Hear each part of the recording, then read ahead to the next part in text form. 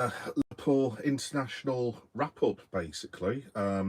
Sans no actual game for the next 2 weeks because of the vaunted and wonderful international 2-week break that we all get to enjoy. Yay. In fact, I've got a story to tell you about that because I actually do have a bit of a busy international break involving, you won't be able to see this on YouTube sounds, but involving these guys. So I'm going to wish them good luck at the end of this. But yeah, just before we get going, just to say that this will be on YouTube videos probably tomorrow afternoon. So you can have a look and share in the misery if you really want to. Let me just adjust that camera a little bit. Sorry that I've got a shiny head. Problems with the lighting as per usual, but you can just about see me, so that's fine. And it will also be on YouTube podcast. So for anyone new, I do a podcast called Geek Boy, a Liverpool story, which usually drops Monday, Tuesday. I was going to do it yesterday, but frankly, I wanted a break from football and couldn't also be asked, quite honestly. So you're getting it today. So that'll be on YouTube Sounds in, well, probably the same time the video drops. So that'll be, I don't know, late tomorrow afternoon. So if you listen on YouTube, podcast, welcome. And I will tell you some funny stories about my weekend as well. Obviously, I've had the trip to Sheffield. Thanks for everyone who looked at the videos and stuff. Comic Con was awesome, so I'll talk about that and also what's coming up this weekend because I have another away day in the Midlands. Big shout out to my brother. It's his birthday this weekend, but I've kind of comported it for my own means, shall we say. So I will be going to a couple of football grounds and doing a couple of live streams that I will tell you all about when I get done talking about the Reds, unfortunately. So yes, there we go. Yeah, so I've got a little script, but if anyone jumps in on the comments, feel free to just say what your opinions are on Liverpool. I haven't really got an agenda as such.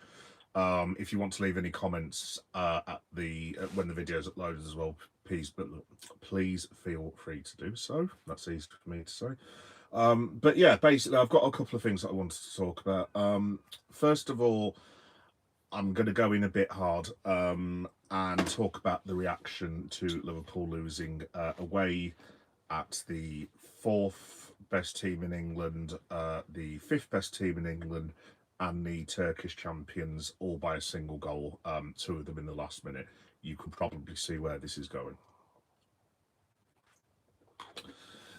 Now, look, I'm beyond livid with Liverpool over the course of the last week, like the rest of you. I don't like losing 3 games of football on the bounce. It sucks and it's rubbish. And yes, they do deserve a bit of criticism. However, far be it for me to point out these things, but I would just like to point out that Liverpool Football Club are actually 1 point off the top of the Premier League. They are well placed to qualify in the Champions League. They basically need, 3 wins out of 7 games and maybe a draw. And they've got through to the last 16. They have a home tie against Crystal Palace, albeit we lost to them. Now, if before the start of the season you'd have told me that you would be in that position where you've got a run of Madrid, Atletico, sorry, at home, you've got Everton in the Merseyside derby, Chelsea away, Newcastle away, Arsenal at home, and I'm looking at my fixtures to prove my point, Galatasaray away, and Crystal Palace away. I would have personally have taken that. If you'd offered me 15 points, I would have said, yeah, that's fine, not a problem. Oh, let me just have a look in the comments. Warren Dowse, say hi. You can hear me and I'll like and subscribe. I'll take that, Warren. Hi, Warren Dowse. How you doing, mate? You all right? Hello, Johnny. Yeah, I'm not going to repeat that, but I take your point. Yes, obviously I can't repeat that for obvious reasons, but I wouldn't disagree with you at the minute. The one thing I would say, going back to what I was just saying, was the last week has not been good enough. That is simple as that. But in that's all right, dude. But in terms of criticism of the lads, they do deserve criticism, absolutely. Some of it has gone way beyond the level that I think is acceptable. I've actually seen there are groups now on a certain social media platform that I barely go on anymore, but you can imagine the one I'm talking about, who are demanding Arne Slot resign. I mean, I don't even have the words. Now, I might be a bit wrong on my figures, but I would imagine Arne has probably managed Liverpool for 60 odd games ish, something along them lines. I'd imagine he's won 40 of those, maybe. I could be completely wrong. If anyone knows the actual figures, give us a shout and put it up. That's fine. And I'd imagine that we've just lost our, I don't know, 10th game, maybe, and the rest have all been draws. We've won a League Cup. We've won a league title even, and comfortably obviously qualified for the Champions League when that was the mandate. And we've also got to the League Cup final, albeit, yes, we didn't play very good well against Newcastle. We are currently 1 point off the top of the league. I think people need to remember that when Jurgen left last summer, as a fan base, we were all sat there going, "What the hell are we going to be doing now?" Yeah. And when Arne came in, I've got to be honest, I wasn't, just because I love Jurgen so much. It was nothing to do with Arne. Obviously, he's a thoroughly decent bloke, but I had my reservations because I'm just like, well, how on earth are you going to replace one of the best managers in the world, if not the best manager in the world? And technically, strictly speaking, he's actually outdone Jurgen. Jurgen did not win it. We need to remember as well, Jurgen did not win a trophy for the first 3 years. In fact, I think it was year 4 we finally won the European Cup, and then the flood of trophies came along. Point is, it takes time, and for people to be asking for Arne Slot to be sacked is frankly unbelievable. I mean, look, everyone's entitled to their opinion. That's great. If you think Arne Slot needs to be sacked and you want to replace him with who is it? I heard one of the supposed groups want who is it they were asking for? Oh, Xavi, unemployed for over a year and a half now. Yeah. No offense to Xavi, he was one of the best players that I've ever seen. He's a very, very good manager. Fair play to the bloke, but like I don't understand that logic at all.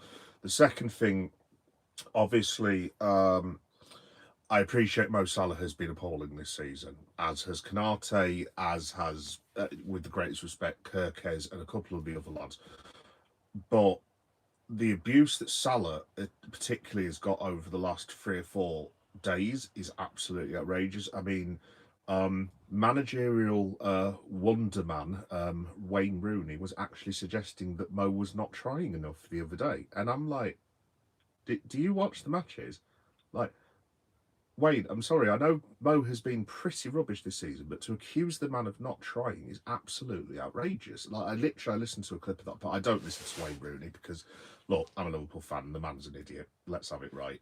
He's sent what 3 teams nearly into the next division, and he was successful in the United States of America. I mean, with the greatest respect, I think I will trust my own eyes as opposed to going off Wayne Rooney's opinion.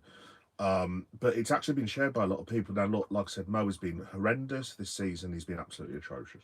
However, to accuse the man of not trying when he puts on that red shirt is outrageous. I did say the other day against, I forget who it was, Galatasaray, I thought the effort was there. I didn't think what's the word I'm looking for?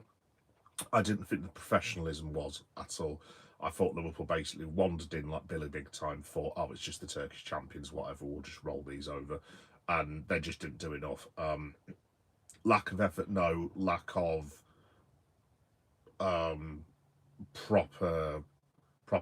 lack of taking it seriously, for want of a better phrase. That is what I would say. But to accuse Mo Salah of not trying for Liverpool Football Club after what that man has done for this football club is absolutely bloody outrageous. And I'm sorry, I won't have it. Simple as that. If people disagree, fair play. You're more than welcome to put it in the comments. That's fine. Not a problem at all. But I just simply will not have that Mo Salah is not trying for this football club. Do I think he needs to be taken out of the lineup? Yes, I would at the minute, personally. I mean, if it was up to me based on quality, I would just go with Isaac now. I'll talk about this in a minute as well, what I'd do, but I would have Isaac.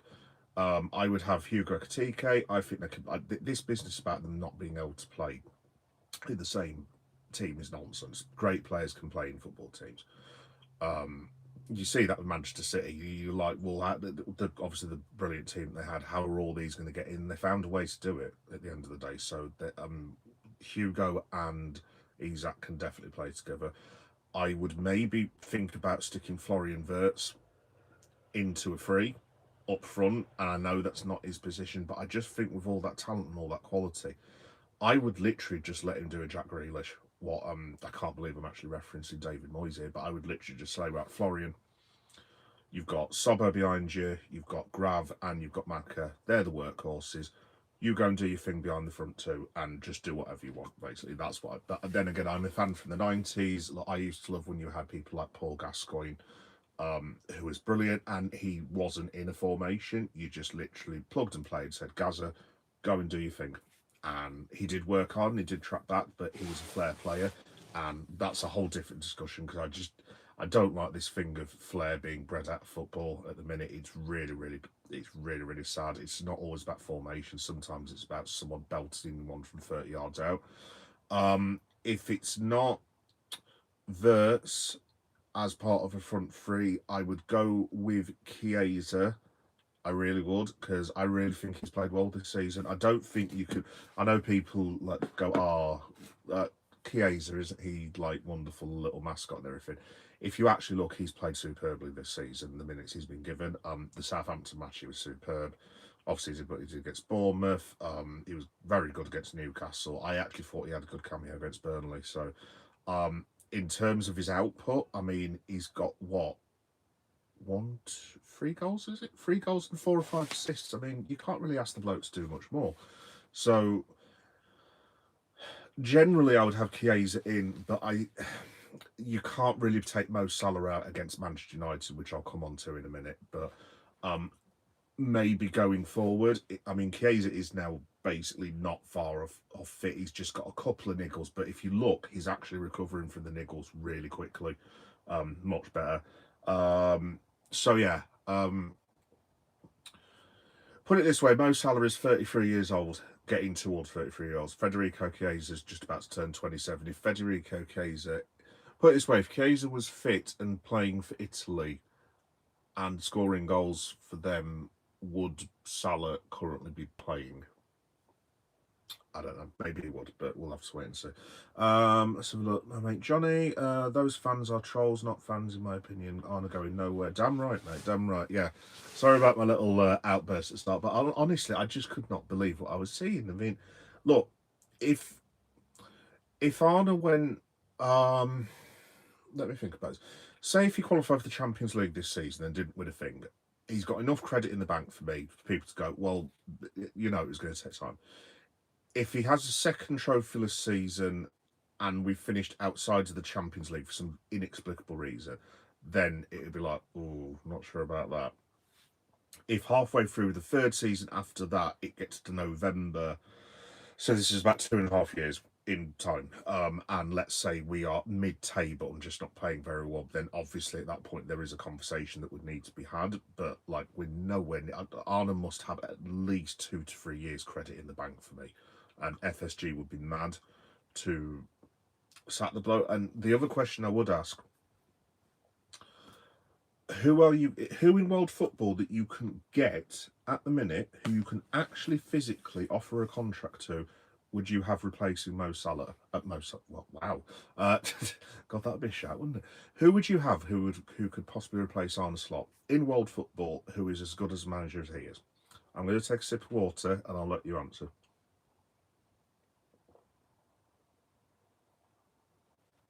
Just as I thought, no one.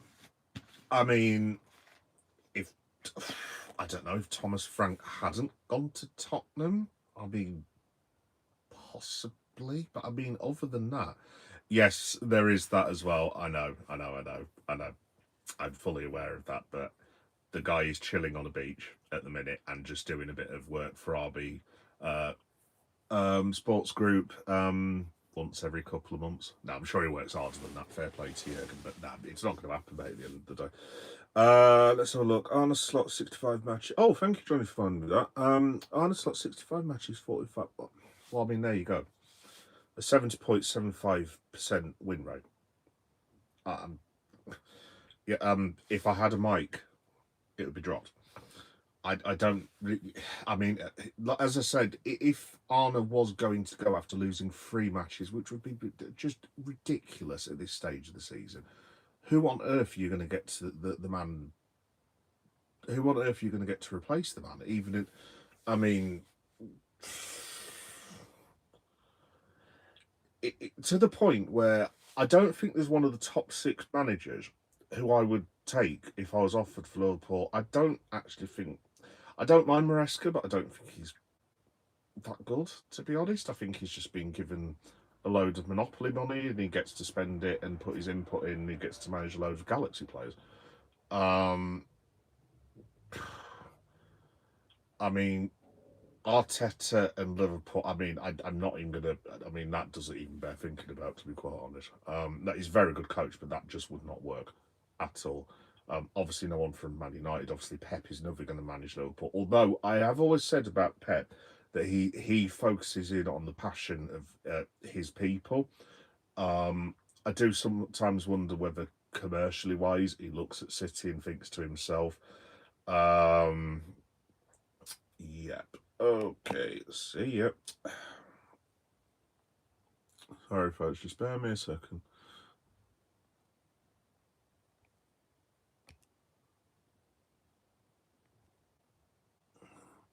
Yep, banned and reported. Anyway, but yeah, the rest of the toxic. Who else am I missing? Thomas Frank. I mean, maybe. Would you take Eddie Howe at Newcastle? Probably not. I mean, genuinely, it's not an insult. So there's a lot of good managers in the league, but I can't imagine. I can't think of a single. In another lifetime, perhaps Unai Emery, perhaps, but I don't think he's as good a manager as Arne, in my opinion. I think he's a very, very good manager. But I mean, other than that, I mean, who else have you got? I mean, Xavi Alonso, is he ever going to leave Madrid for Liverpool now? I mean, he's young enough. I mean, I wouldn't rule it out. Obviously, we were all hoping a few years ago for Steven Gerrard, but he has not smashed it out of the park, is the politest thing I can say to our best ever footballer. Unless Gerrard can get back into football, work his way up the Championship, get a really good Premier League team, go and work abroad, and like get himself to the point where he is relevant again, I think that time has passed. Unfortunately, I mean, I wouldn't rule it out.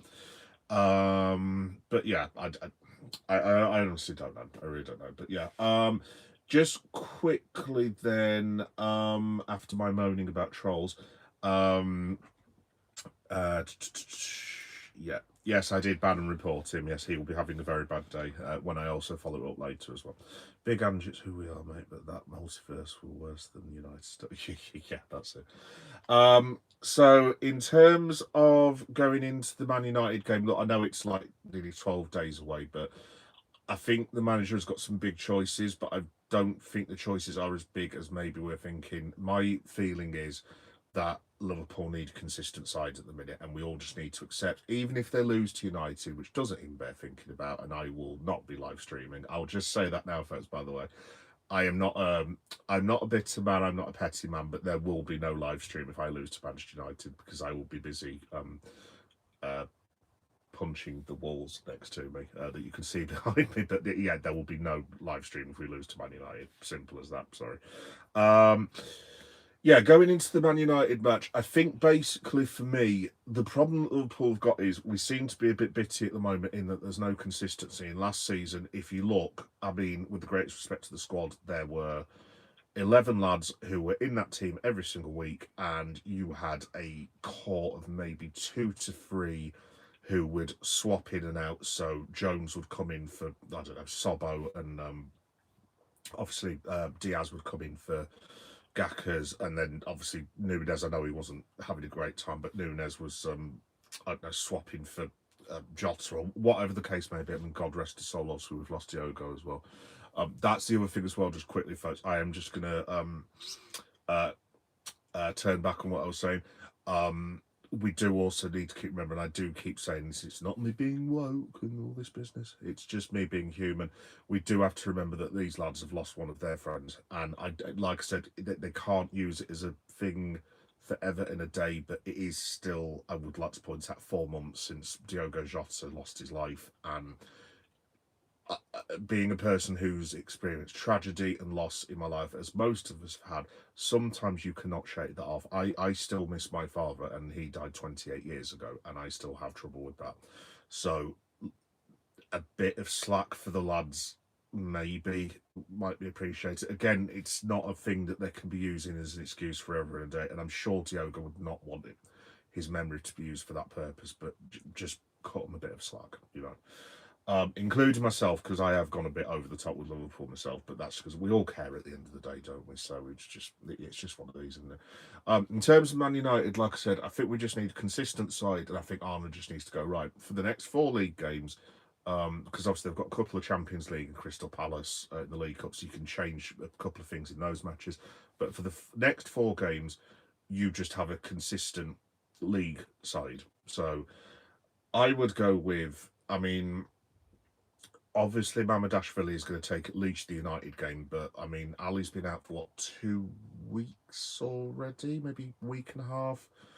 Add 2 weeks of the international break, 2 more days before the United game, so that'd be nearly 4 weeks. There's a chance he's fit for Brentford, I think. So for now, Mamadashvili, but obviously Alisson going forward.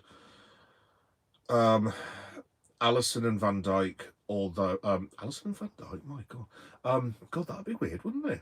It'd be entertaining anyway. Van Dijk and Ibu. However, with the Ibu thing, I do think there needs to be a discussion on that as well, because if Ibu ruins the bed, shall we say, on if it ruins the bed, then there would have to be a conversation about Joe Gomez or Endo for me. But I would stick with Ibu for now.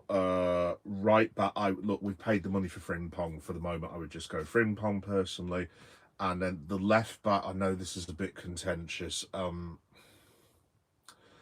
so torn. I'll throw it out there. Who would you rather have, Robbo or Kirkes? I mean, long term, obviously, it has to be Kirkes.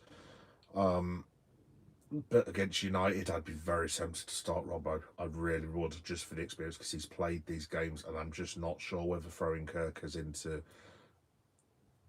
what is our biggest game of the season. Let's have it right. Man United are pretty rubbish, but Man United at Anfield is our biggest game of the season. It's as simple as that. Yeah, midfield, like I said, at the moment, I would just go with what we know. I would go with Maka, Gravenberch, and McAllister. Again, McAllister, it depends how much Argentina use. I mean, I'm hoping he doesn't play that much, because at the end of the day, I think they qualified for the World Cup about 6-7 weeks ago, so they're done. So that depends. Personally, for me at the minute, I'll leave it up to you guys to have a think about this, but I would just like to see Florian Wirtz unleashed. I just don't think he looks to me, like I said, he looks like a bit of a 90s footballer to me, in that he's a bit of a flair player. I would just have Alexander Isak, I'd have Hugo Ekitike, and I would play Florian Wirtz behind at the minute. However, you cannot leave Mo Salah out of a game against Manchester United, so this is where it gets to... See, this is the trouble we've got, and I think Arna's got into trouble. I mean, I've got into trouble myself naming the lineup. You've got basically Robbo, Bradley, let's say you take up one of the midfield, Alexis McAllister, Hugo Ekitike, possibly Curtis Jones, maybe Chiesa. So you've got 7 or 8 people who could comfortably be sat there going, well, hang on, wait a minute, why am I not in the team for? This lad isn't playing very well. So I just think Arna needs to just settle on a side. So I suppose at the minute, I really don't want to do this, because I think he's been our best player this season. I suppose you have to maybe take Ekitike out for Salah, but you throw a rocket up Mo Salah's arse, pardon my language, and basically say, look, if you do not start performing, Hugo will be taking your place. And I don't know how you would work Ekitike Isaac and Wirtz, but like these are all clever international footballers who are like world class. I'm sure they will find a way of working together. Like I said, I'd just love to give Wirtz like a bit of a Jack Grealish, Gaza, I don't know, Baggio for the older people role, just like spraying balls about and going to do whatever. So, yeah, in a roundabout way, that's the side that I would pick for Man United. Although I'm actually aware that I haven't actually just picked a side. So, yeah, let you guys let me know what you think. But excuse me. Any new people watching, my subscribers will know. If you're wondering why does that big fat bloke keep drinking water on a YouTube stream? I've got a thing where I have to drink water like every 5 or 10 minutes. Because yeah, I don't know what. Yeah, but in terms of the Man United game in general, like I said, I put in the thumbnail that is what did I put in the thumbnail? Can't remember now. Three draws or a crisis or something like that. I don't think it's crisis now. If they lose to Man United, it is a crisis. Simple as that. Because then, if you're going after loss, 4 straight losses after the international break, going into what is it, Eintracht Frankfurt away from home or something like that. I don't know the fixtures afterwards. I need to look at them while the lads are off. But I mean, that would be pretty horrendous. And then if you lose your next Champions League game after that, then it's like, oh.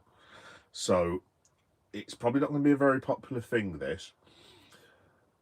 At the moment, Liverpool need to make sure whatever happens, they get a point out of the Man United game. Now, obviously, do I want to beat them 7-0? Yes, I want to see them humiliated and destroyed within an inch of their life. And I want to go to Weatherspoons at the Cineworld in Beeston, just round the corner from my house, with my brother and order 2 bottles of red wine, get on it and celebrate and say, ha ha, Manchester United. That is what I would like. However, that is not going to happen at the moment with the way that we're playing. So, whatever Liverpool do, if it gets to let's say for argument's sake it's 1-1 in the 95th minute and the referee has said there's 96 minutes and let's say Alisson has a goal kick and Man United have just hit the post, for argument's sake, not Ali, Mamardashvili needs to hold the ball, say, right, we take the point and we crack on after this. I know that's not very popular, but had Liverpool had taken that attitude, I've spoke about this the other day, with either one of the Crystal Palace or Chelsea matches, I mean, what on earth they thought they were doing in that Crystal Palace match, I don't know. I really do not know. That should have been put the ball at the back end of the pitch, hold it up, take your point, and I would have done the same against Chelsea. I mean, I know Jones nearly had an effort. I think it was cleared off the line, but at that point, I mean, it's a point away at Stamford Bridge. I know people have got this opinion about Chelsea, but let's have it right, folks. It's not just banter. Chelsea have got some very, very good players. Some of them are actually borderline world-class players. I mean, people like Casado, and Cole. I know Cole Palmer didn't play, obviously, but yeah, people like Casado and Enzo Fernandez, they are not mugs. They are very, very good footballers, whatever I might think of one of them personally. A point away at Stamford Bridge is never bad. And what on earth the lads thought they were doing, I have no idea. Absolutely no idea. Again, that ball should have been held up in the area and they should have said, we take a point, boom, the end. Just my opinion.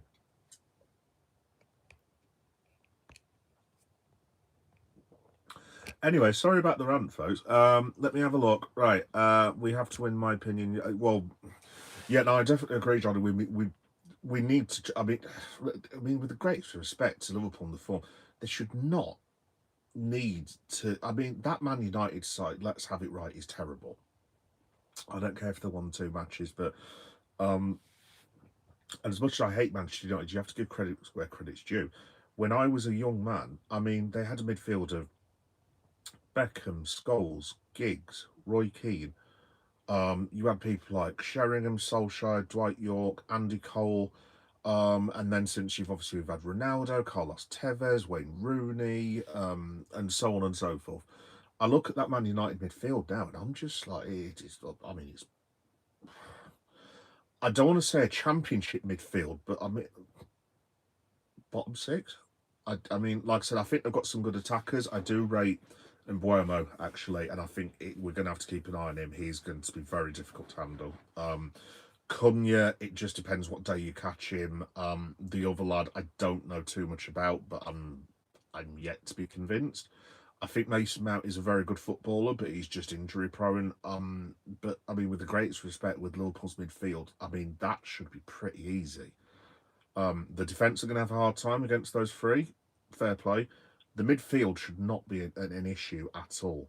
And I mean, frankly, their defence. I mean, I couldn't even tell you who Man United have got in defence now. I mean, Harry Maguire and Delay. I don't rate either of them, to be honest. I don't mind the bloody hell his name was that Martinez fella. That was hilarious, by the way. If you've never seen that, by the way, as a Liverpool fan, what have you been doing? And just watch it after you've watched me, because it's still one of the most hilarious things that you'll ever see in your entire life. But yeah, no, I agree, mate. We should be beating Man United, but could I sit here and guarantee that in a minute? Probably not. For me, the problem is right. Arnold looks like he doesn't know his problems. Yeah, exactly that.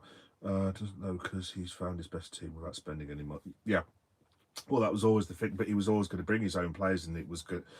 Look, it was always good. I said at the time when we bought all these players, I mean, people are like literally, there were bookies closing the accounts on Liverpool in the league, and I was like, have you lost your mind? What are you doing?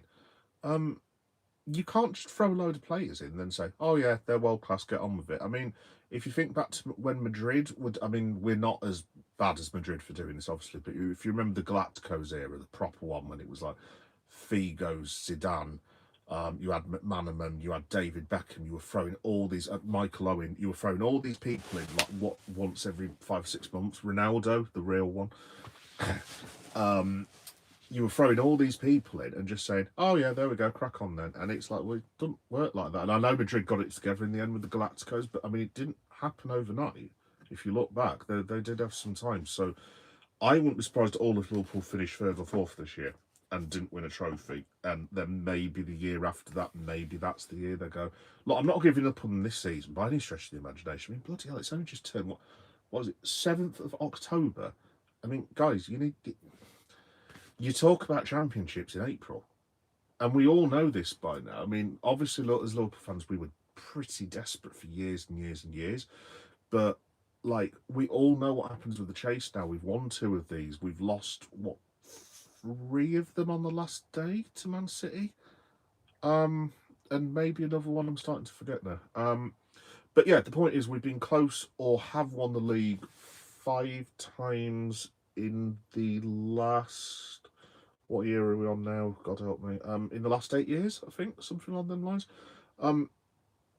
Which is pretty decent, to be fair. You know what I mean? When you've got Man City to go, so we know how these things work, and you don't. I mean, look, I know we practically won the league in the COVID season, whatever. But yeah, sometimes you just don't do it like we have. I mean, the 2 league titles we won, we've steamrolled them. Maybe this isn't a steamroller season. That's the one thing about Liverpool. Like, can they get over the line in a non-steamroller season? I guess is the way that you need to answer it. I don't know. We'll have to wait and see. Why are we going to use joint pass excuse to make it hard when Just would want us to get? No, I do agree, Johnny. I'm just saying, as in, like, I'm not saying to use it as an excuse. I'm just saying, in terms of basic things like concentration and being totally focused and this, that, and the other. Perhaps it's a factor, but I think a lot of all these players are very professional. Maybe it's not even been a thing, but it's just the fact that our captain did actually mention it the other day. So I'm just saying, maybe it's just something to take into account, basically. Do I think Cypher is Thomas Godolkin? Oh, I've started watching it now. Yeah. I don't know because I've only watched the first episode. I've just got to the one where I'm on the second. I'm on the episode. Yeah, I've just done the one where I forgot the lady's name, but she's been flicked in and out of pint glasses. That's going to sound really weird to non-football fans. But yeah, I've watched the first episode. I'm going to try and watch another one this evening, but I'm doing another live stream tonight. By the way, shameless cheap plug. I will be watching Monday Night Raw when my son gets home in about an hour and a half. So I'll be doing a live stream for that at about 10:30. So if you want to join, if you're a wrestling fan for some reason watching Liverpool, fine, cool. JKX86. I see Stone Cold Steve Austin. What? Hell yeah. Oh, yes, Stone Cold. Yeah, he's just there. Hang on, let me have a look. There you go. You can see him in his full glory. I'll just remove my Camp Crystal light. Yes, big horror fan, big wrestling fan. Marty McFly, cool name. I wish we could have Prime Kane back. 1998, 2002. Kane was a straight monster in real life. Wish we could. Oh, right. Oh, I thought you were on about Harry Kane, mate. I was like, what? He wasn't playing in 1990. Yeah. Oh, yeah. No. Yeah. Attitude Era Kane. Yeah. Yeah. Attitude Era Kane was brilliant. I remember when he debuted against the Undertaker, and Paul Bearer was sat there going, "It's Kane, it's Kane," and Vince was doing the comms and everything, and I mean. That's probably one of the best wrestling debuts of all time, if not the greatest wrestling debut of all time. My favourite wrestling debut, funnily enough, is actually the Wyatt Six. I know it's not gone on to much, but that, when it happened, was just insane. But in terms of a debut and an ongoing storyline, yeah, the Taker Kane bit was awesome. Yes, Glenn Jacobs. Now, without wishing to reference anything else, I'm not quite as keen on. Mo Salah needs people's. Yeah, from Chiesa, absolutely. Hi, AR, how you doing? You all right? Clyde. We are the people. True or false? I have no idea, Clyde, on that one. You'd have to ask an Arsenal fan, and I do have some Arsenal fans following me, so if any Arsenal fans know that, give us a shout. I was watching James Carragher, Paul Scholes. We could have managed the game better. Yeah, absolutely. We could have drawn against Palace and Chelsea, but we kept it 1-1 in both games, results in the draw. Well, yeah, I mean, that's what I said. I'm just like, look, I know Liverpool have to go forward because look, our fans wouldn't accept anything less than that. We are not a defensive team. We never have been. Obviously, we were for a period under Rafa, but even Rafa, if you look back, did play attacking football on occasion, but sometimes he set up defensively. I just think there are times where you go to. I mean, let me put it this way: I don't think we should be going to the Emirates, which is a huge game now. Whenever that is, or the Etihad, and going right then, we're going to stick it right up you guys, and we're going to go bombing forward every single time we get at the ball, because it's just like it's just not sensible. You need to have some defensive solidity. And again, let me put it this way: if we go to the Etihad and it's the 96th minute and the referee has indicated 99 minutes and we have the ball, you put it in the corner flag and you take the point. It's as simple as that, especially if you're not playing well. Now, if they are on the ropes, then obviously by all means go for it, but don't leave yourself exposed like you did. I mean, that throw-in, I know the Crystal Palace match was a couple of weeks ago now. I still cannot believe that throw-in. That was one of the most stupidest piece of defending I have ever seen in my entire. I mean, we had so many men back as well. I mean, the ball comes in, it's completely bloody missed, and then like and Ketty is just completely unmarked. But there's 3 or 4 people around him. I'm like, what are you doing, lad? Seriously. It's that sort of thing that I mean. They must make sure that they're solid in defence before you start messing about doing this, that, and the other. But again, that's just on me. Good old Benjamin Tesco. Haha, I see what you did there. Galatasaray game we played very poorly. We should have played better and got the draw against them. I agree. That was one of the worst matches I have ever seen Liverpool play. It was garbage, and yeah, I would have rather have had a vasectomy without anaesthetic than watch that match ever again. Yes, definitely agree. I saw VVD thing too. Ace, can't wait for you to get to Gen Z. Yes.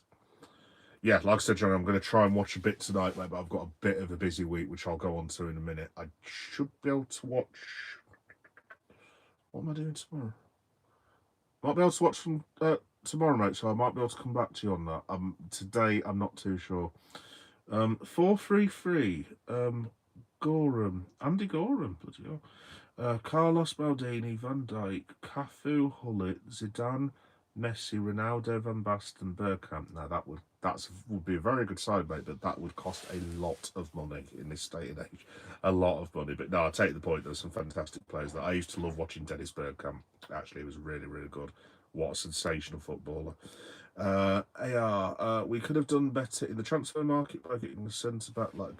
Yes, I definitely agree with Semenyo for obvious reasons. And fullbacks Nuno Mendes and Dumfries. We just get Ekatika. Yeah, that's the thing. They are though. Obviously, we did spend. I mean, I do wonder if there's a reality where if Isaac and Wirtz hadn't have been available. We always knew that we needed a left back. We always knew we needed right back cover because Trent was leaving. We always knew a midfielder was probably going to come in. And we definitely knew we needed 2 central defenders and probably 1 attacker. I'll throw it out there. If we bought the wrong players, I mean, I can't sit here and say that I don't want Florian Wirtz and Alexander Isak playing for my football club. And I think if there was a chance of getting those 2, you can't turn that down because at the end of the day, Arsenal will play better football players up front, as will Man City, as will Chelsea. That's just the way the game evolves. And Newcastle eventually, when this PSR stuff disappears, will be buying like world-class elite footballers.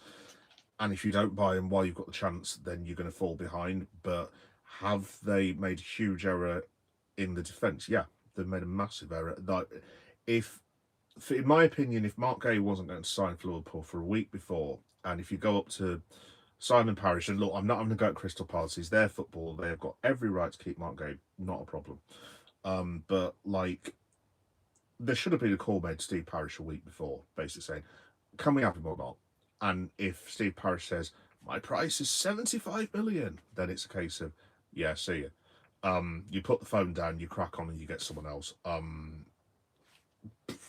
I've said this before off the top of my head, and Ezra Konza or Fikayo Tomori or whomever was available. I don't know if any of those 2 are available, but I quite like them, so I'm just throwing the names out. Or you get a couple of decent players on loan. I mean, what's his face that used to play for Man City? This really got on my nerves. Laporte was actually available this summer. I know Laporte is getting on a little bit, but he's Premier League proven quality. Could you not maybe have just got him on a loan for a year? I mean, I think he's gone to Bilbao, has he? I mean, would Laporte be brilliant for Liverpool? Probably not. But could he do a job in certain matches? Yes. I don't know. But those are just 3 names off the top of my head. So I think we have messed the bed up with that one. Bro wants Belabor, who wants to join Man United. You've been far too much FIFA. I'm not getting involved in that. Hey, I'm him. How you doing, mate? You all right? Yeah. I'm not too bad, thanks, mate. Yeah, I'm just doing a live stream. Trying to cheer myself about Liverpool and actually failing miserably, to be honest. So yeah. Let's have a look. Yeah, that's being hidden. What a very strange man. As if we were this bad and still bit Arsenal, another bites the band. Yeah, another ban. Yeah, I don't know, but maybe this.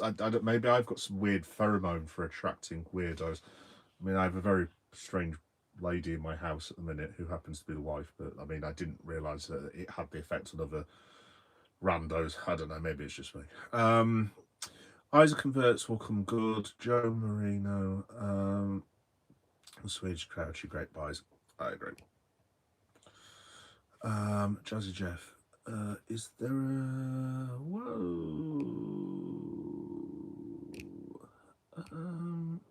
wow? Yep, he's been banned. Yeah. Like I said, folks, I when I first started this, I was like, oh, I can't believe this, and now I'm just like, you people are so weird. Like, you need to go and see a doctor. Like, you seriously do need to go and see a doctor. I mean, if you want to come on my live stream and say random things, then you can, I guess. But I just don't get it. Do you not have anything better to do with your lives, presumably? I don't know. Than watch some lad in a rooftop house in South Leeds. Well, I don't know why. Anyway, right. Yeah, I banned all of them, mate. Banned all of them. Right. After that, so yeah, like I said, just to finish off on United, point bare minimum, but they need to go and win the match ideally, and just make a stop to this stuff that's going on at the minute. Yeah, so in terms of Liverpool stuff, obviously we are now in the start of the wretched international break. Yay, wonderful. Yeah. So why was I mentioning that for? Oh yeah, so in terms of Liverpool, right, I'll be doing another one of these next. I think I've got it scheduled for next Monday, so it'll be like a talking about the international stuff, anything else that's happened at Liverpool, and like a preview of the United game, basically. Like I said, guys, I am not a bitter person. If we lose to Man United, there will be no live reaction. You guys will have to film one yourselves, because I'm not coming on here if we've lost to Man United, because I will be incensed and enraged, basically. So, yeah. So that's what's coming up for Liverpool stuff. What else? Yeah, obviously, if there's a live reaction, obviously I'll go on if it's a draw. Obviously, I'm not that bit, but yeah, so that'll be what are we on? It'll be a week on Sunday, I think. Because I think it's 4 o'clock in the afternoon, isn't it, kickoff? After that, then I'll be back to the usual live reactions. I want to say it's Eintracht Frankfurt next. I think I might be wrong on that. I'm not sure. Like I said, I need to look at the fixtures, so I'll be on for that. No promises, but there is a very, very slim outside chance I might be going to Anfield for the Crystal Palace game. But when I say slim, I mean very, very slim. Obviously, I'll let you guys know. Well, let me put it this way. I get paid on the 27th, which is the day of the game. And at the moment, I have more butterflies in my wallet than actual £10 notes.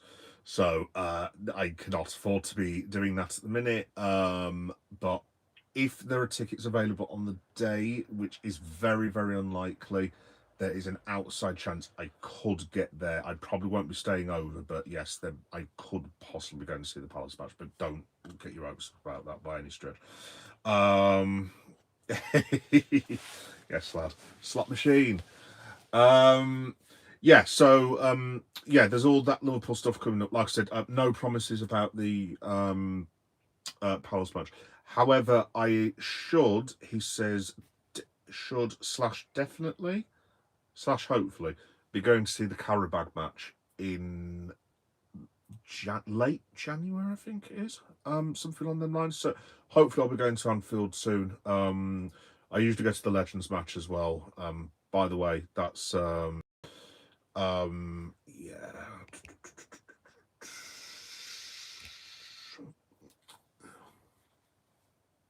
Yeah, if you're worried about, sorry about that one, guys, but I've seen that guy before. Yeah, I actually have a list now.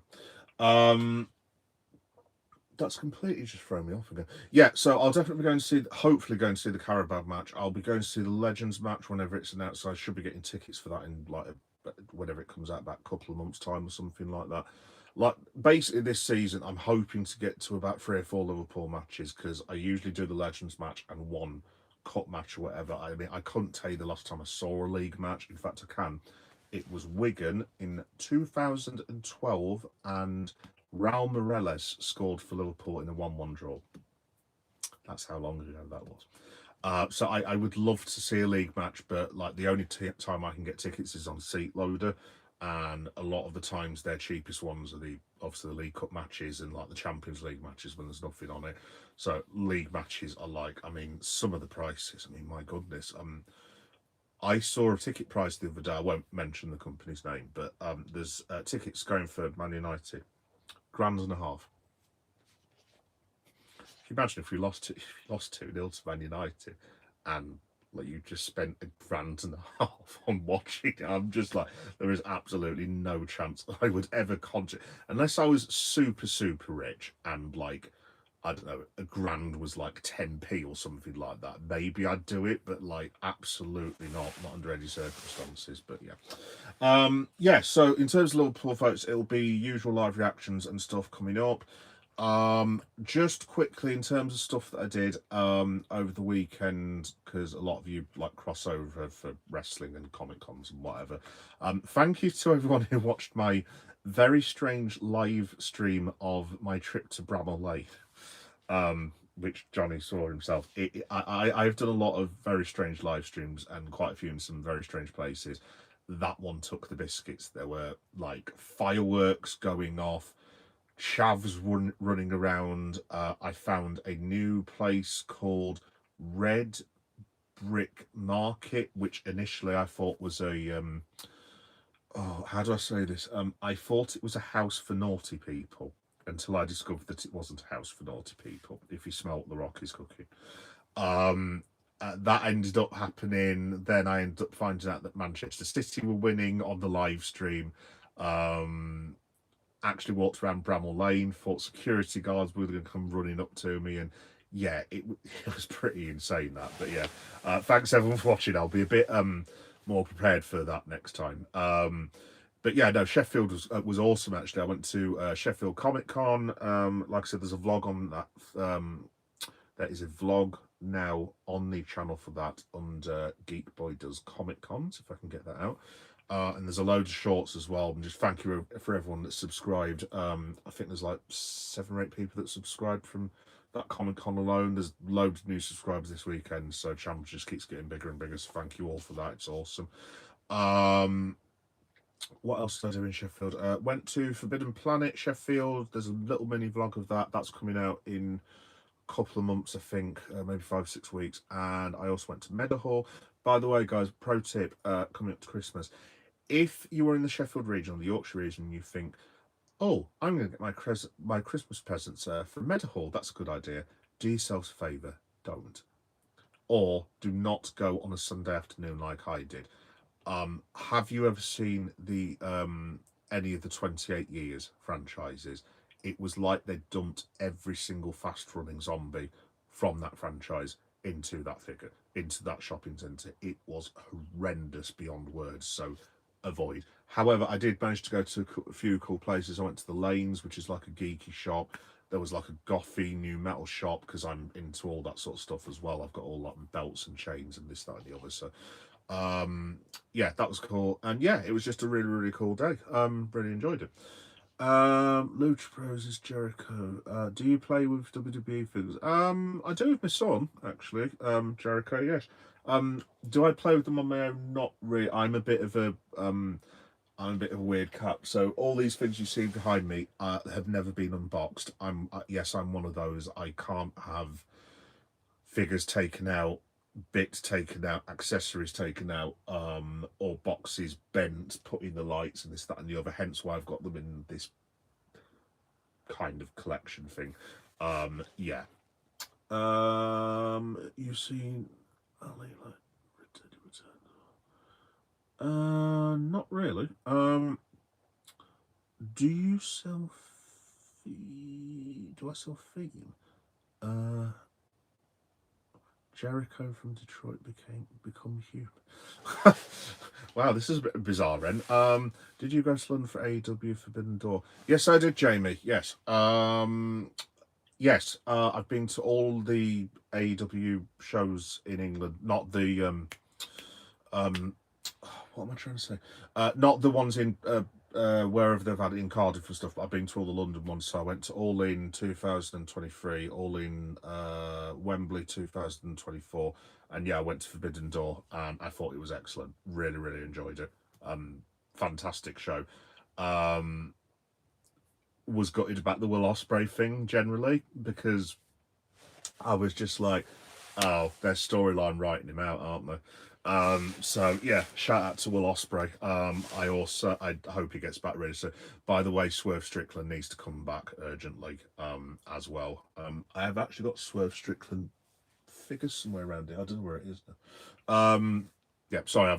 Anyone who's come from Liverpool, by the way, and if you're listening on YouTube sounds for the podcast, like I said, I end up going randomly from Liverpool to Comic Con to wrestling to horror. So just fast forward this bit.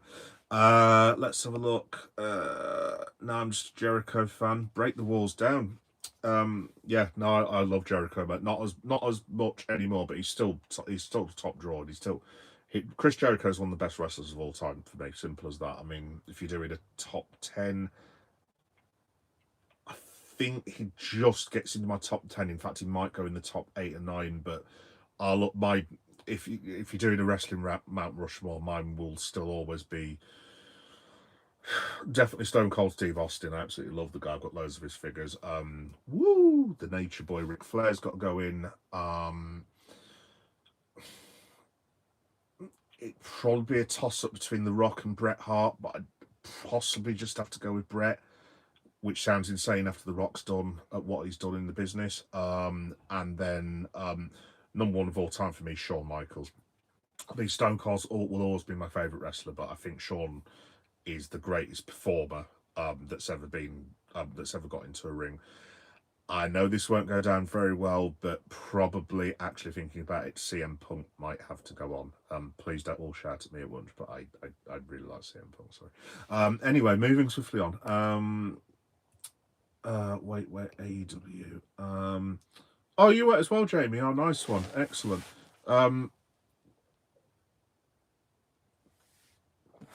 Yeah, no, it was great, wasn't it? No, I sat Jamie in. So I was at Wembley Stadium. I was in like the bleachers. I was right at the back. But the second year, I don't know if you had this, but like, I turned up for All In, and I go in to get my ticket and stuff, and I'd actually paid less than I'd paid for the original All In.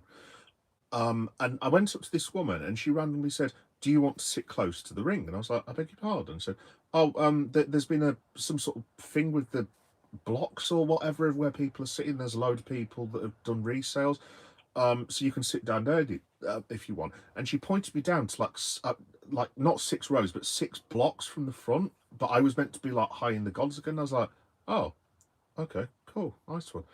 So yeah, I really enjoyed the second one as well, especially with the Danielson and Swerve match. That was just brilliant. And MJF and Will Ospreay, absolutely fantastic matches. And Forbidden Door, yeah, I loved the. Just trying to think what my best match was. It was probably. I really like the cage match at the end. Really, really like the cage match. I've actually forgot quite a few of the matches now, but the Tony Storm against Athena was absolutely bloody brilliant. Loved it. Superb. Let's have a look. Doesn't Darby break his back weekly? He does. Swerve, swerve, swerve.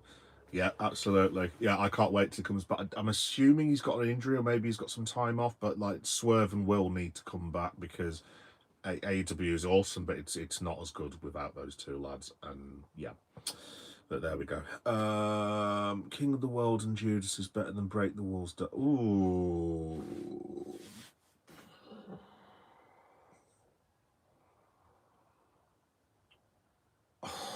God, that's difficult. I'd go with Judas, personally, for me. I just think the way that you can sing along to it is awesome, and it just gets the crowd up and everything. I'll always love Break the Walls Down because obviously I came from the Attitude Era, and I remember I actually watched live when Jericho debuted on Monday Night Raw, when The Rock was in the middle of the ring, and then the Millennium Countdown. I'm sorry, there'll be wrestling fans who haven't got a clue what I'm on about here, but like when the Millennium Countdown came down, and then everyone was wondering who it was, and you've got that thing with Jericho where the woman stage dies in his intro. It was just brilliant. And then when he held the pose, you can't see my arms, but like that, when he held the pose, it was just like it was literally hairs on your arms. So, what I was saying about debuts earlier, actually thinking about it, I think Chris Jericho would have to go in top 5, like for the impact that had. But yeah, very very cool time. Do miss the Attitude Era very much. So look, Will Ospreay was definitely the biggest pop of the night. We were almost as loud at his music. Hello, Gabbo Labo. Plum Gum. Hello, Plum Gum. Yeah. The Osprey pop was awesome, wasn't it? I loved the bit as well, Jamie, where I don't know where you were sat or anything, but we the section that I was in when the Edge came out. Jesus Christ, Adam Copeland. Excuse me, I'll get that right one day. When Cope comes out, and obviously the crowd were all singing on to Alter Bridge and everything. And then Christian comes out, and it was just that bit where it said husband, father, and then a word that I can't say ending in whole. And the whole section that I was in was literally just roaring with laughter. I absolutely loved it. It was awesome. But yeah, Triple H. Triple H, what for top 5? Oh, I think Hunter is definitely in my top 20 of all time. He's probably definitely in the top 15. I don't know if I would put him in. I probably would actually, but I mean, was he better than someone like Bret Hart, for example? Not in my personal opinion, but obviously Triple H is one of the best of all time. Did he have the same impact as an Undertaker? In a different way, yes. But then you've got people like your Kurt Angles. I mean, for example, I love AJ Styles just for all the work that he's done in all the different companies that he's done. Yeah, it's always hard doing it at the top 10. Look, I could have a conversation with wrestling fans on here, and all of us, I guaranteed, will have a different top 10. There is no wrestling fan who is going to have the same exact top 10 as another wrestling fan anywhere in the world. Not a chance, but yeah, it's always going to be different. Conker, yo, hello Conker, how you doing, mate? Yeah, folks, so that's pretty much it. So sorry if you came for a Liverpool live stream and ended up talking about wrestling, but that's what I do on Geek Boy Matter. I like talking about different things with different people and vibing with people. So, yeah. Wow. Oh, how intelligent you are, sweetheart.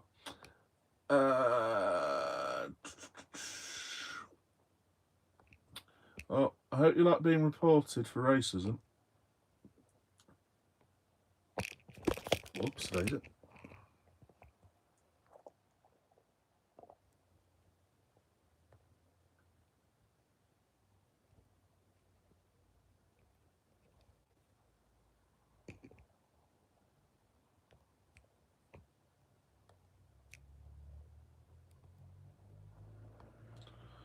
Alright, sorry about this, folks. Just bear me a second.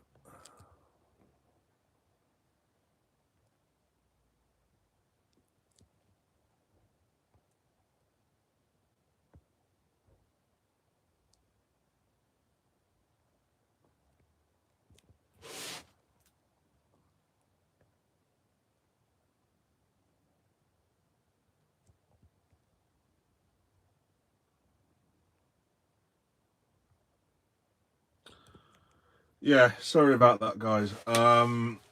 Yeah, I'm gonna have to report that because I'm not gonna stand for that whatsoever. Those of you who listed on YouTube, sounds and podcasts, yeah, again, I've just been racially abused by some incel of some kind. I will be reporting him. If anyone else saw the message, if you could do us a favour and report him as well.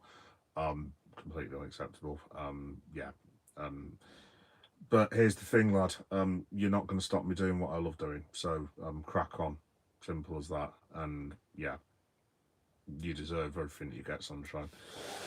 Anyway, yeah, sorry to end it like this, but yeah, that wasn't cool, was it? So let me have a look. Triple H, my top 5 because of DX, one of the top 5 groups, and how many wrestlers do DX in their matches? Absolutely. Are you talking to someone that used to do that all the time?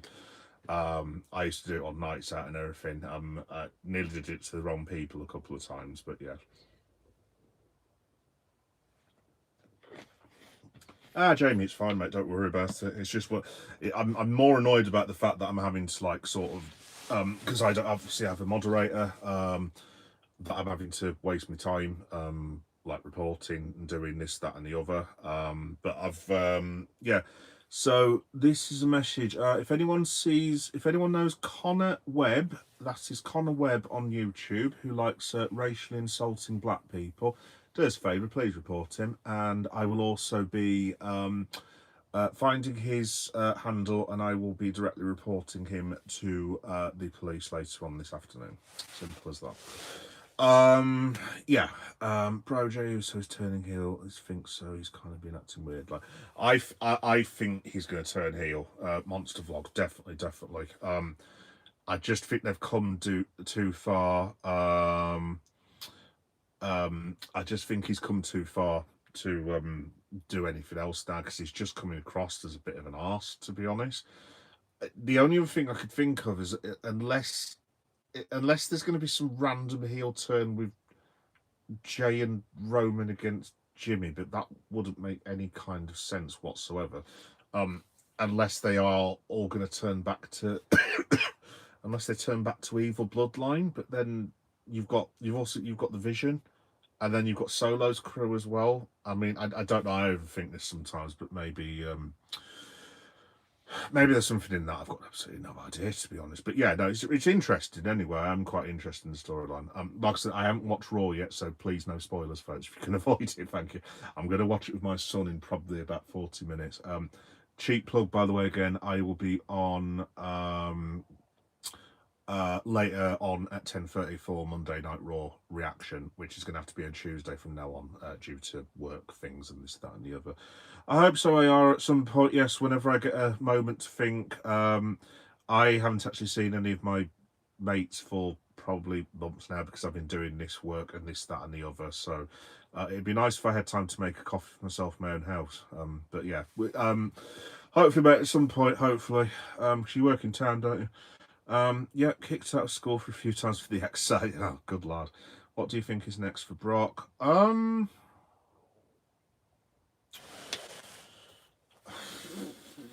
I think if I had to guess, Royal Rumble.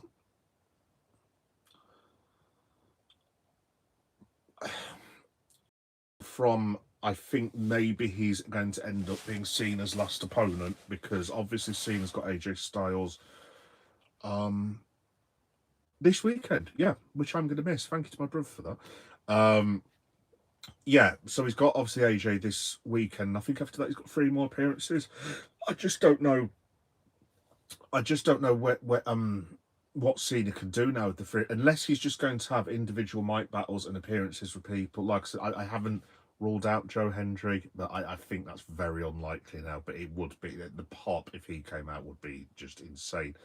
The only other thing I think they could do with Cena now is maybe just Punk puts him over, but I am starting to think it might be Brock. Yeah, that's going to happen basically. So yeah, we'll have to wait and see.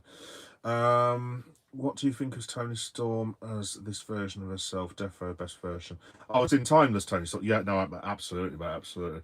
I do like the fact she's kind of tailored it a bit now. So she's what am I trying to say?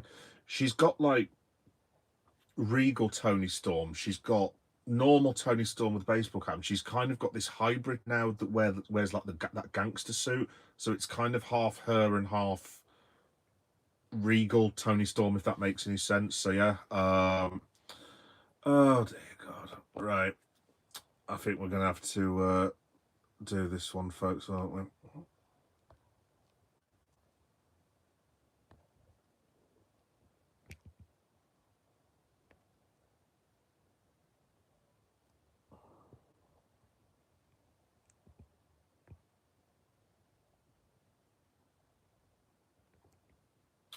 So all right, I'm writing them all down.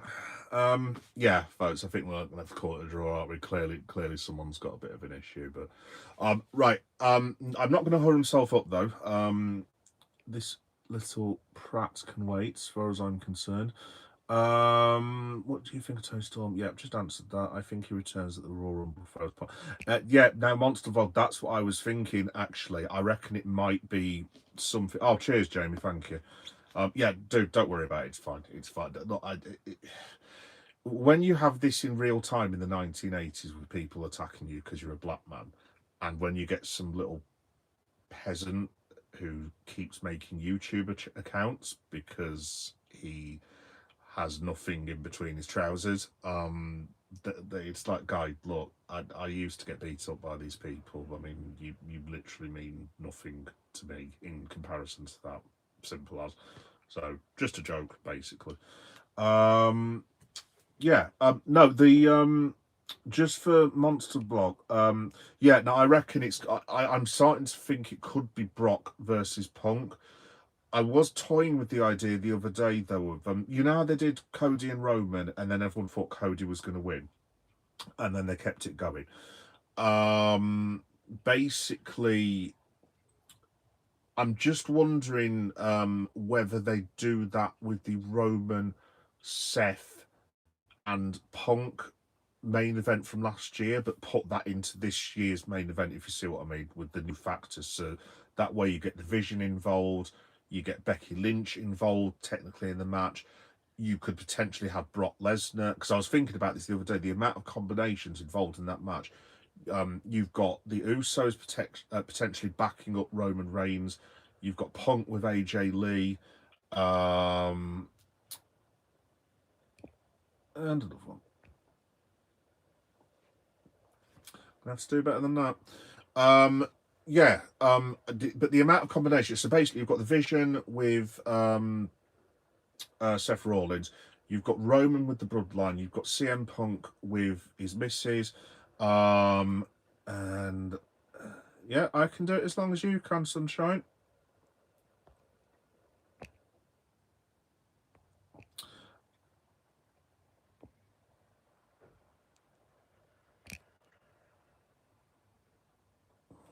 There we go. Who wants to bet a fiver that this chav idiot comes back before the end?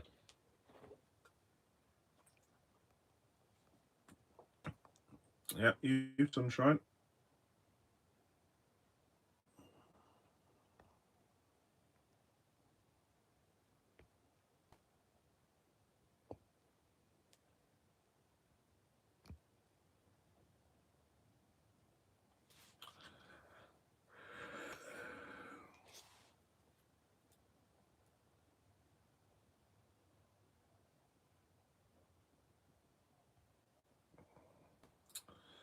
Yeah, sorry about this, guys. Obviously, we've got a bit of an issue here. So I'll just finish my pot. Right, if this guy's going to carry on, I'm just going to keep talking over him. So basically, if like I said, you've got all those factors with that match. So you've got Roman's crew, you've got Seth's crew, and you've got CM Punk's crew. Basically, what I'm saying is that whole match you could end up with about like 20 people involved, which would like make a really main event. So that's my prediction for it, basically. Yeah, well, that was an interesting live stream, wasn't it, guys? Don't worry, I'll be reporting every single one of these imbeciles later on today, and yeah, they will all be getting reported to the police as well. Yeah, so just quickly before I go, basically, I'm going to be on. I'll be back on tonight. So if little boy wants to come back, you're more than welcome to do your stuff, son. 10:30 tonight. Simple as that. After that, I'll be on for AW Dynamite, which is tomorrow. I'll be doing like a preview of Crown Jewel, which I think's Wednesday night as well. After that, I'll be on for the oh yeah, I'm going to, like I said, I'm going back home this weekend to like Telford, which is where I'm from. And yeah, I'm going to be going around the Midlands before that as well. So I'm going to be going to a few different footy grounds because if you don't know, I go to like quite a few different football grounds and like do live streams and stuff. So I'm hoping to go to West Brom, Wolverhampton Wanderers, and possibly Birmingham City, and possibly Aston Villa.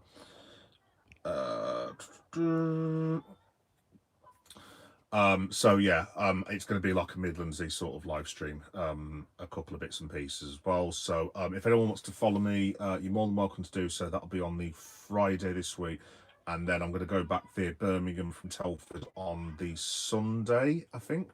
So yeah, and I'm going to try and go to. They've got like a Forbidden Planet and a Worlds Apart and this, that, and the other in Brobs. So I'm going to basically, there'll be a lot of content coming out over the weekend. So if you want to join me, you can do. Like I said, I'm not sure about the time of the live stream, so just bear with me. It depends on trains and when I'm meeting friends and so on and so forth. But yes, and if all the racists want to join me, you can do as well. Because guess what, Sunshine, you've actually just given me more watch hours. What a set of idiots. Anyway, yeah, last one before I go. I think Seth loses the World Heavyweight Championship Backlash to. Ooh, maybe. Now, I reckon Monster Vlog. I think Bron Breakker will be the. He'll be the man in 2 years' time. Whatever happens, he will be the man. You can see that they're positioning him, and like it's going to end up being him and Seth Bron, because you're not going to keep someone like Bron down that long and being behind someone and being a follower. So I reckon he'll go through all the divisions, so it'll end up being him versus Bronson, him versus Seth. Maybe Heyman carries on with him as well, who knows, but like there is a monster, there's either a monster heel there or an even bigger baby face. I mean, I would just pull the trigger and have him be a baby face personally, and then you could have him match up with like loads and loads of different heels. Maybe you can have him and Roman, with Roman back as a heel, who knows.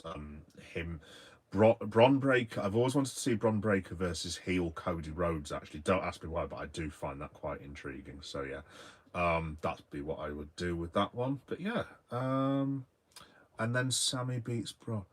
Oh yeah.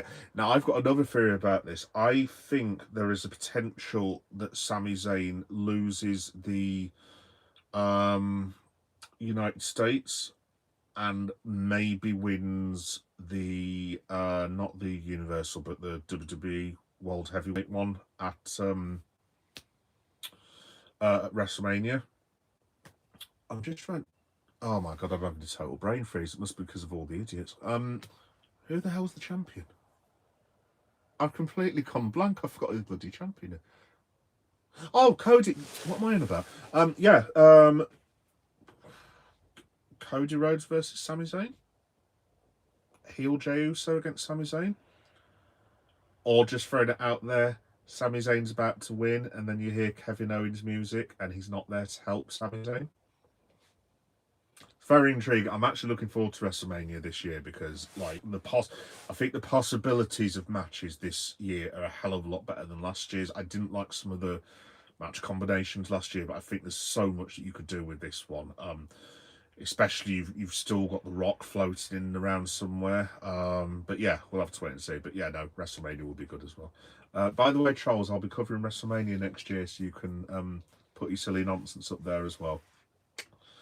Anyway, cool. Thanks everyone for watching. Look, guys, genuinely, thanks for all the support with all that nonsense. It's like I said, don't worry about it too much. I really couldn't care less, quite honestly. Like, these people are the grandchildren of people who basically people like me handily disposed of many years ago. And they won't win. It's as simple as that. They never do. They never do. Like I said, black, white missus, white son, proud to have friends from LGBTQ. Couldn't care less if people like it or not. And you can spout all the hate that you want because you just won't win. It's as simple as that. You never do. You never do. Anyway, but yeah. Anyway, thanks to everyone that did support me. It's not that I'm not taking it seriously or anything. Like, it's just one of these. It's water for ducks. That's me. I couldn't really care less, quite honestly. And thanks to everyone that subscribed and listened to me today. That was really good, actually, other than the last 15 or so minutes. And thank you for Monster Blog for the wrestling chat. It's always good to talk about wrestling. Thanks to everyone who joined this as a Liverpool stream, by the way. I do apologise that it is just one of these because I like so many things that they end up getting turned into other things, but that's fine, that's fine. I just like chatting to people about this, that and the other. And also making fun, mocking trolls, who incidentally I will be plastering all over Instagram, Threads, where else? Twitter, and I will be writing a Substack about all of you as well, because I've got all your YouTube names. So yeah, cool, nice one. I suspect it's just the one person though, so yeah. You had a good afternoon, my friend. Anyway, folks, thanks for all the support. No, genuinely, thanks for all the support, and thanks for watching, and it's good to chat with all of you. And yeah, I will see you this evening for Monday Night Raw reaction if anyone wants to watch. And yeah, Trolley, whatever your name is, I'll see you at 10:30, son. See you later. Bye bye.